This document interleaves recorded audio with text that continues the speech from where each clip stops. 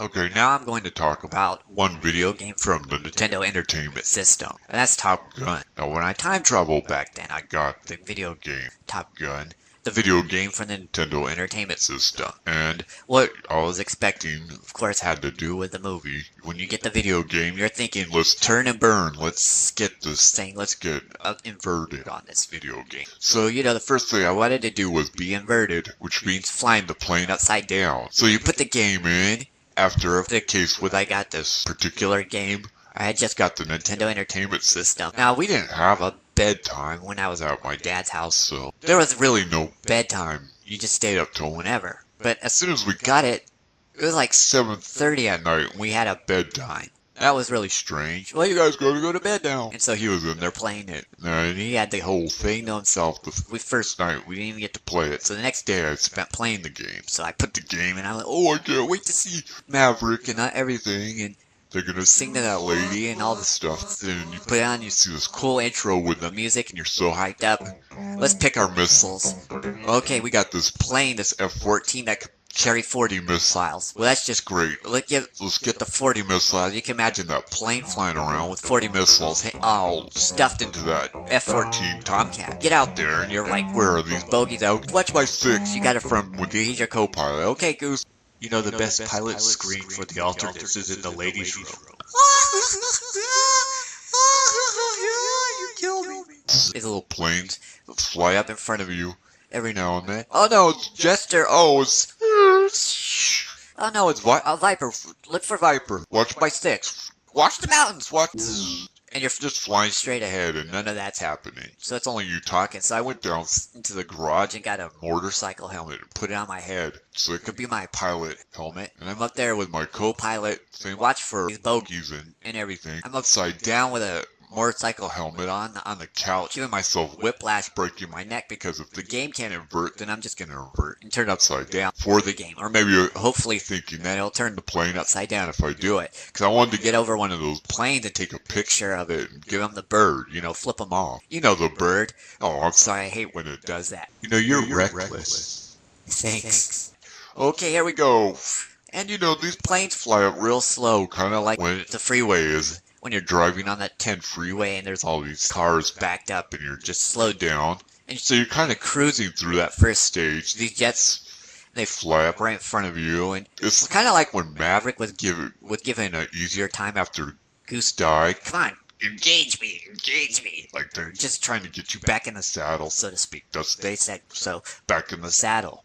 So they're just trying to give you an easier time so that you get over your friend's death. So I guess that's what the first level is. And then you gotta land on the aircraft carrier, which is a pretty tricky thing at the beginning. It's still tricky. That's one of those things really hard for me to actually master, so it's never something that I did successfully every time. There's been a lot of aircraft carriers that have been impacted by 14s in that game by me. So you kind of feel sorry for the guys who work up there and they're trying to get the plane to land, because them and their families, after I accidentally crashed into them because I thought I had it down. But why is this guy even flying if he can't land the plane? Shouldn't he be you want to make sure this guy's gonna land the plane every time. Have you figured it out yet?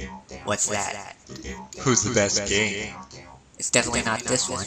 No flyby. Of course, I tried to do that. There was a lot of times that the plane crashed because I was trying to do a flyby on the tower. I just pushed up and speed up, because I wanted to really get that guy to throw his coffee and cuss me out in the game. So let's go to the next stage. You're thinking you're gonna get chewed out, right? And they're gonna have like an intermission, and he's gonna come out and start cussing you out, and he's gonna tell you about you're gonna be flying a cargo plane full of raincoats to JCPenney's, or you're gonna be working at Disneyland at the Pirates of the Caribbean, cleaning the stagnated water out of the pools, and you're gonna be washing my car this Sunday. He didn't do that, and nothing like that happened. You just get to select your missiles. Let's get this plane way down with 40 missiles on it. Let's fly out there and just blast everything in sight. Flying over the ocean, and then boom, you get these bowling balls coming out of these ships. After a while, I think everybody figures out flying up you can't get hit. You go into invincibility mode by flying upward.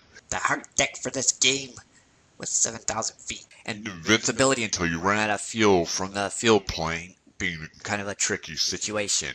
And you would think this would be something, you know, they're going through the mission briefing.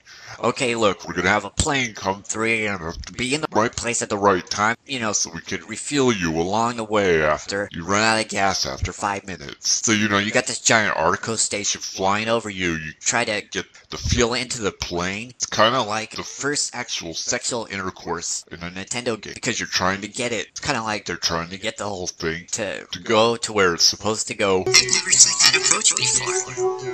You've never been approached by me, that's why.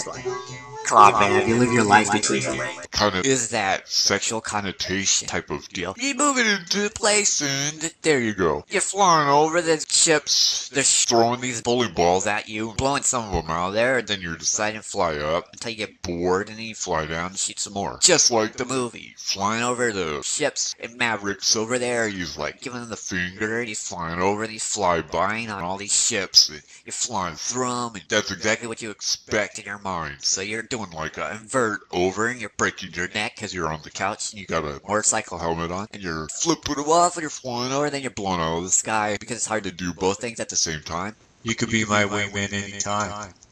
No, you can be mine. Playing with the toys. And then you get to the end and there's this aircraft carrier and you're blowing it to pieces with your 40 missiles. That's the time when this game, when it actually comes in handy to have those more powerful missiles because then you can just blow it up a lot easier. And then, whoa, we did it, we gotta land again. And if you make it past that, which takes a lot of luck because you have to land and you have to refuel, which are the hardest parts of the video game, you get to go to the next stage, which is an enemy base, I think. And there's desert and you're flying through and it's really fun to look at these colors of everything back then. It was so cool. You might be getting ready to go out to dinner and you and the whole family. That's what the thing about the Nintendo back then is, like the family played it. A lot of times it didn't matter. It was like everything was like a family thing. You would go to the drive-in movie, it would be the family because, you know, like they would do stuff together, watch TV together and everything. So anyway, you're doing that and everybody's taking their turn. Whoa, it's fun. You know, the whole family is getting a turn to play the video game.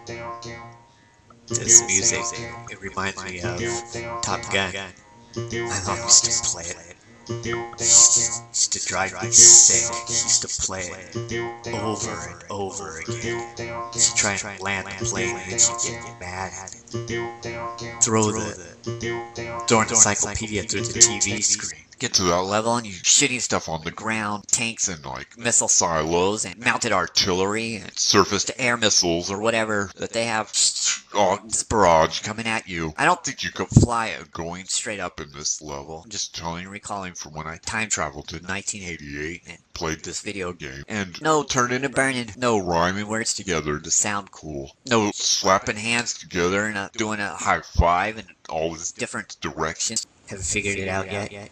That this game sucks. It kind of is like you're playing something else besides Top Gun, really. Because Top Gun was like an extreme air flying game. This is more of like a golf, take your time, flying type of game. So the music isn't really even there, and it's not very intense. So it's a lot different than the movie. There's no testosterone feel of flying around trying to be the coolest guy. And this is more like an estrogen film, shoe shopping type of game where you take your time and try to figure out the best way to kill the ending boss after you're flying up into the cloud so you're in invincibility mode because there's just too much down there to deal with. So it's not like the movie at all, really. It's just like a simulation of playing a video game because that's what you're thinking about doing while you're flying up into the clouds, is playing some other game probably. That's pretty much all I could say about it. If you got to the final level, you get to see a purple sky, which is pretty fun to look at, I guess, and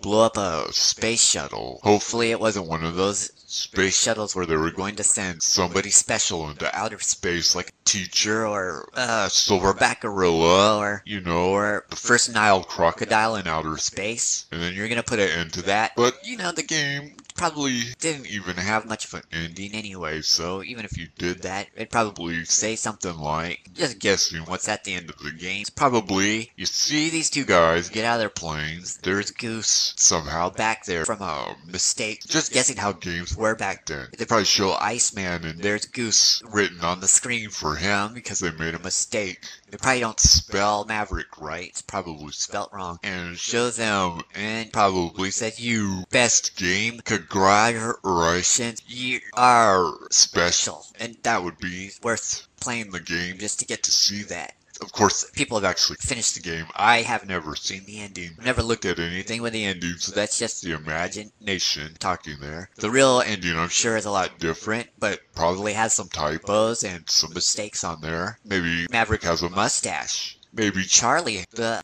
female that Maverick is, but maybe she and him. Maybe she has a mustache. Maybe they show them with a jukebox scene, but I doubt it, because there's really no music in this game. Not when you're flying the plane, there isn't. There is during the missile select screen.